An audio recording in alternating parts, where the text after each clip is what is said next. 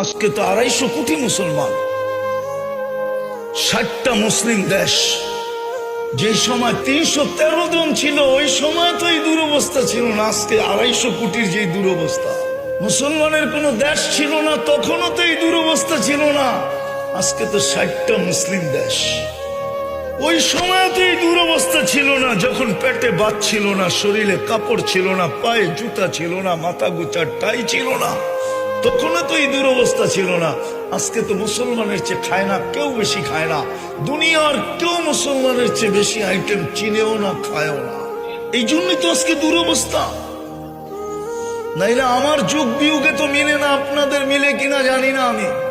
আমি 14 বছর আগে ফিলিস্তিন দেখছি, 14 বছর আগে। এই 2 চোখে দেখছি, এই 2 চোখে, এই 2 পায়ে আমি চষা বেড়াইছি।